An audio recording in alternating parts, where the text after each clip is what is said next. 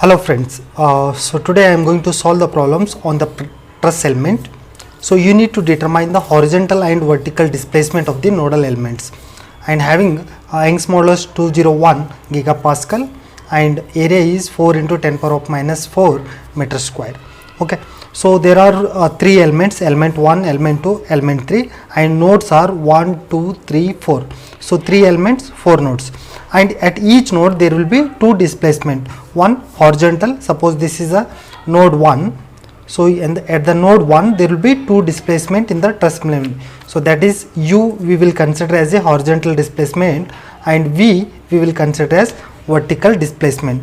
So at the node 1 we will say u1 is the horizontal, v1 is the vertical. Suppose at 2 u2 v2, at 3 u3 v3, at 4 u4 v4. Like that at each node there will be two displacements, and the Young's modulus it is given as E is equal to 201 gigapascal.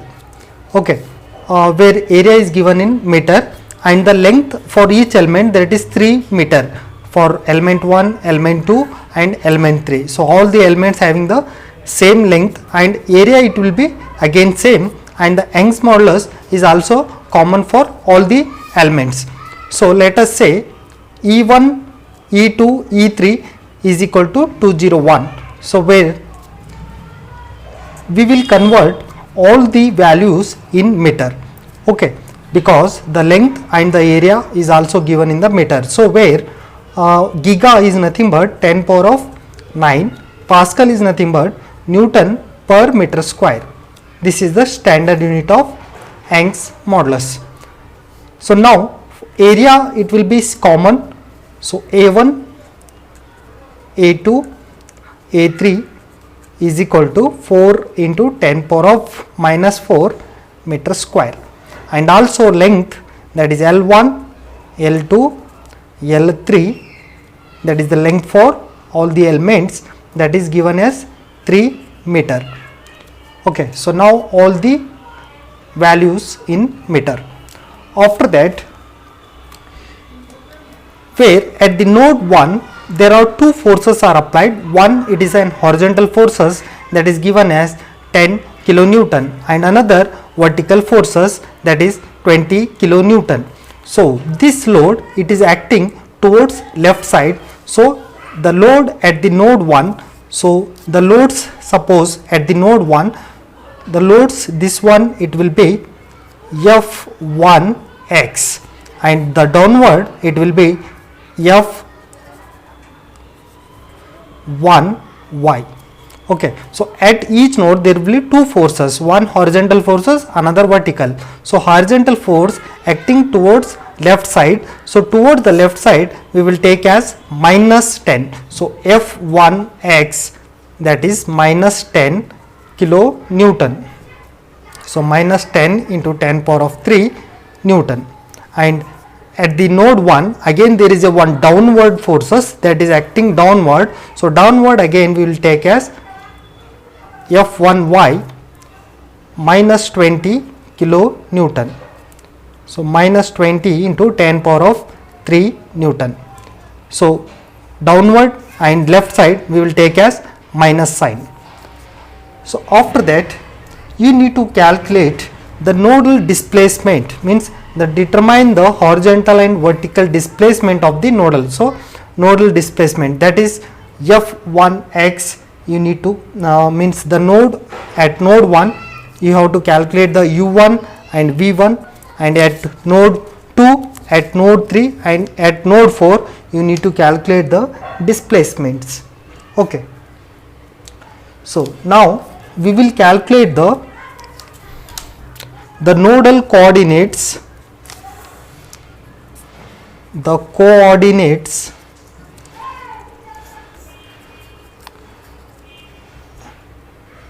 at various nodes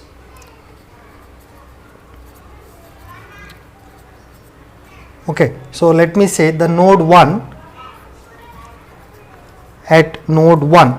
Okay, so at node 1 what are the coordinates? So if you if you selected this entire system of trusses in the first quadrant. Okay, so here it will be 0 0 at node 1 0 0. So I have fixed the entire truss element in the first quadrant. Okay, so here it is an x and here it is an y axis. Okay, so at node 1 it will be 0 0, the coordinates are 0 0, and it means this is an x1. Okay, so here it is an x1 and y1, this value. And similarly at node 2, okay, you have to understand this is an x1 at node 2, the coordinates are, so here the y distance it is given x, where x it will be from the reference line y to this point. So their x is 0 and y is 3 meter. And similarly at node 3, so here I will write 0 3, and at node 3, so it will be x distance.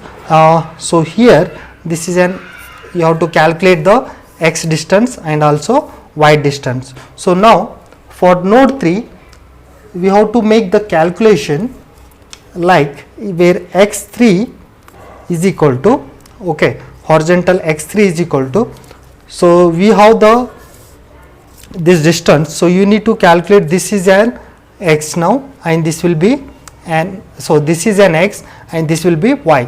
So when you apply the trigonometry, so where x3 is equal to 3 cos 45 degree, this angle it will be taken as 45 degree because it is inclined at an 45 degree. So 345 degree. So from this calculation, so 3 into cos 45 degree, so we will obtain 2.12. Okay, so here 2.12, and also y3 is equal to again 3 sin 45. For the vertical distance we will apply sin, so 3 into sin 45. So again we will obtain 2.12. So here 2.12 x3 and 2.12 y3 value. Similarly at node 4, see this is an x distance, that is 3 meter, and y there is no vertical distance from the reference line x, so that is 0. Okay, so these are the coordinate 3 0. So x1 y1, x2 y2, x3 y3, x4 y4. So after the coordinate system you need to calculate the length for the each element. Okay, so length for the each element is already mentioned in the question. These are the L1, L2 and L3 value. Okay, so after that you need to calculate the cos and sin theta, where cos theta is equal to, it is x2 minus x1 by L1. Okay, for the element 1, so x2 minus x1 by L1.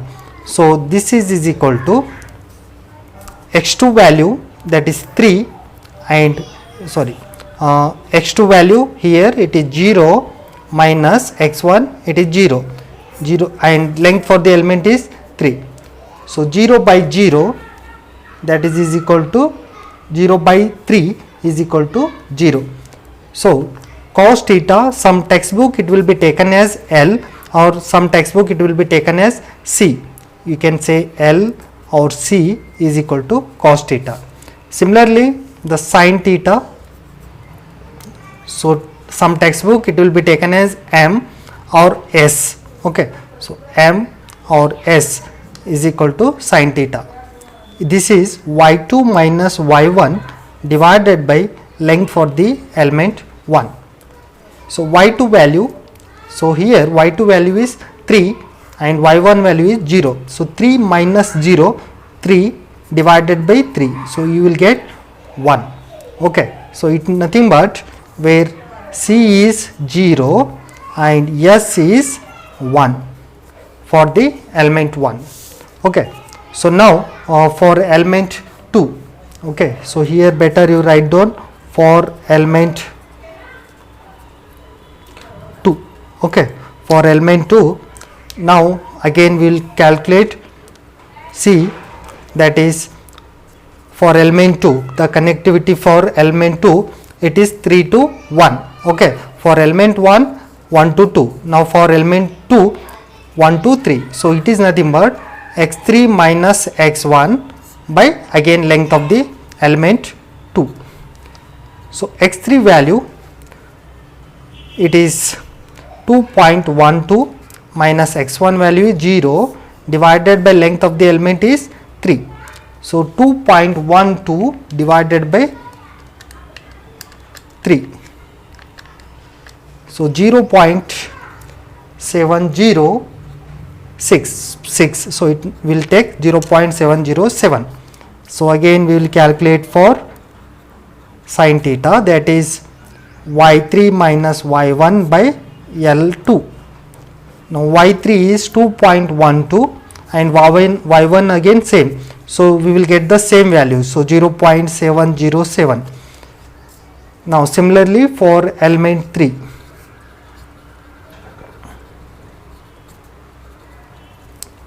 Element 3, that is again C is for cos theta.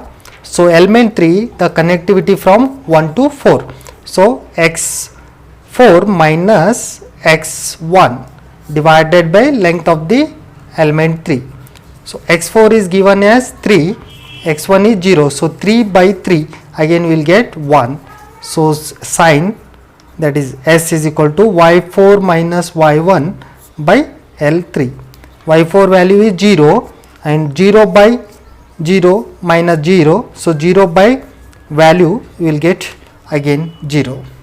Okay, so now we will write the stiffness matrix for the element, truss element. So K is equal to AE by L, the general equation AE by L. So here C square CS, so CS S square. So if you remember these 4, so in the diagonal it will be minus C square minus CS minus CS minus S square, again minus C square minus CS, so minus CS minus S square. So first C square S square, sorry it is C square CS CS S square. Okay, so this is a general stiffness matrix equation for the truss element. Now if you want to calculate the stiffness matrix for K element 1, so K1 is equal to A1 E1 by L1, and C is nothing but for this element C is the value is 0 and S is 1 here for element 1. So these are the value for element 1. Okay, so now we will substitute and we will calculate the stiffness matrix for all the elements. So first calculate the stiffness matrix. Okay, so now the stiffness matrix for the element 1, A1 E1 by L1. L1 value is 3. So just you substitute the value of C and S in the equation. So C square 0 square, so you will get 0, S square again CS. Okay, so 0 into 1 0 0 0 0 1 0 minus 1 0 0 0 0 0 minus 1 0 1 after substituting. So here you need to substitute the displacement also for node 1 to 2, the connectivity for element 1 to 2. So you have to represent u1 v1 u2 v2. Similarly in the vertical u1 v1 u2 v2. So let us say this is equation number 1. Similarly I will calculate for element 2. Okay, so first you calculate this value, whatever you will obtain outside the matrix. So 268 into 10 power of 5. After this value you will get this one. Okay, so again for K2E2, see AE by L, it is common to all the elements, so we will again get 268 into 10 power of 5. Okay, so in the matrix, so C value for element 2 0.707, so C square 0.707, we will obtain 0.49, so we will say 0.5, again 0.707 into 0.707 will get again 0.5, so here minus 0.5 minus 0.5, so plus 0.5, 0.5 minus 0.5 minus 0.5, so minus 0.5 minus 0.5 minus 0.5 minus 0. So here plus value 0.5, 0.5. So now the displacements here it will be, so for element 2, 1, 2, 3, so U1 V1, U3 V3, U1 V1, U3 V3. So let us say this equation number 2. Now we will calculate for element 3. So again outside it will be same 268. Okay, so 268 into 10 power of 5. Okay, so again make a one more matrix. So here the C value is 1 and S value is 0. So C square, that is 1 square. So 1 CS you will get 0 minus 1 0 0 0 0 0.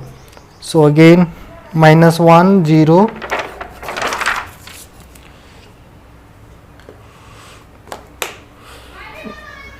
1 0, so 0 0 0 0.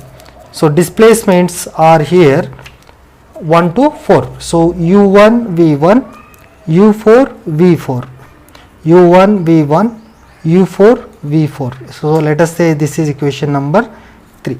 So now after that you need to make the global stiffness matrix.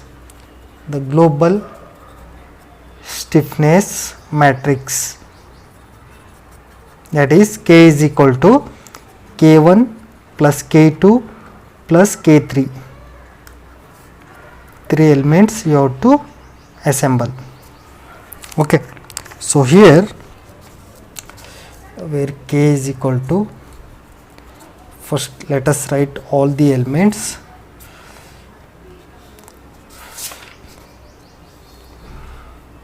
Okay, so here the displacements are U1 V1, U2 V2, U3 V3, U4 V4, U1 V1, U2 V2, U3 V3, U4 V4.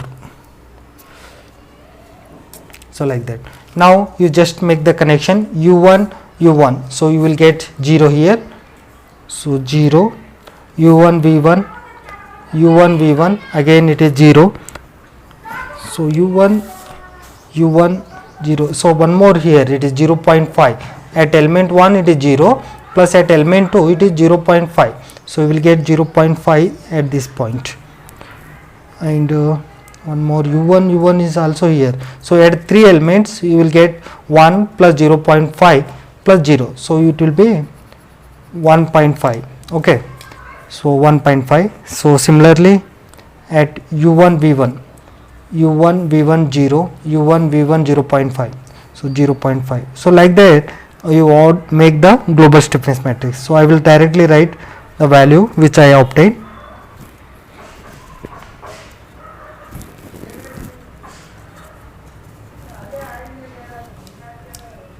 So where you will get the global stiffness matrix. After that you have to make the finite element equation, that is K into U is equal to F.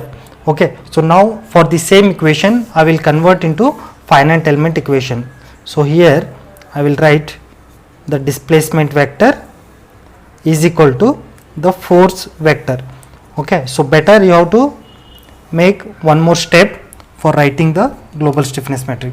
So here the displacement vectors are u1 v1, u2 v2, u3 v3, u4 v4, and the forces are at each node f1x, f1y. Similarly at node 2 f2x, f2y, f3x, f3y, f4x, f4y. Okay, so this is the finite element equation. Actually you have to take in the next steps. Now after that you need to apply the boundary conditions. After writing the finite element equation, the boundary conditions are, okay, so here if you look at the given diagram, the at node 2 it is an fixed end. Okay, so their displacement it will be 0, vertical as well as horizontal. So 1 at 3 and at 4 also you will get 0. It means u2 v2 at node 2, that is equal to 0, and at node 3 u3 v3 is also 0, and at 4 u4 v4 is equal to 0, and only the displacement at node 1 you need to calculate, that is u1 v1. u1 v1 you have to calculate, and also the force are acting at node 1. It means f1x, that is minus 10 into 10 power of 3 Newton, and also f1y minus 20 into 10 power of 3 Newton. So these are the boundary conditions. Okay, so now we will apply the boundary conditions in the finite element equation. Okay, suppose u2 v2, so here you will get eliminated. So now again you need to apply the boundary condition in this equation. Okay, so I will write u2 v2, so all these value will get 0. Okay, only u1 v1 is the unknown value, and also f1x is minus 10. Okay, so outside the matrix we have forgotten, here it is 268 into 10 power of 5 it should be. Okay, so now here f1x is given as minus 10 into 10 power of 3. So here again you have to write, so better we will take minus 10 power of 4, so 0.1 into 10 power of 5 Newton. In this way you can write. So f here minus 0.2 into 10 power of 5 Newton. Okay, so 0.1 minus and 0 here 0.2 minus. Okay, so outside you will have 10 power of 5. So these two values you will get eliminated. Okay, so after that we can element all these values. So this one third row and the third column, fourth row, fourth column, fifth row, fifth column, sixth row, sixth column, seventh, eighth. So all these terms you will get eliminated. So remaining will be this one and u2. Okay, so here I will write once again. Okay, so 268 into 10 power of 5 we will already cancel. So in the bracket we will obtain 1.5, 0.5, 0.5, again 1.5, and displacement vectors u1 v1, and the force vector is minus 0.1 minus 0.2, is it? Now here you have to make this equation 268 into 1.5 again. So within the matrix you write down first. Okay, better we'll say 1.5 u1, 0.5 plus 0.5 v1 is equal to minus 0.1. Okay, so now 0.5 u1 plus 1.5 v1 is equal to minus 0.2. So this become equation 1, equation 2. So now if you substitute in the equation, so you take this is in the denominator. So there after substituting in the equation in the calculator, you will get u1 value and v1 value, u1 and v1. Okay, so u1 value we will obtain minus 4.66 into 10 power of minus 4 and v1 value minus 9.3 into 10 power of minus 5. So the unit we have taken as meter. So these two are the unknown displacements. This is horizontal displacement and this is an vertical displacement. Okay, so thank you for watching.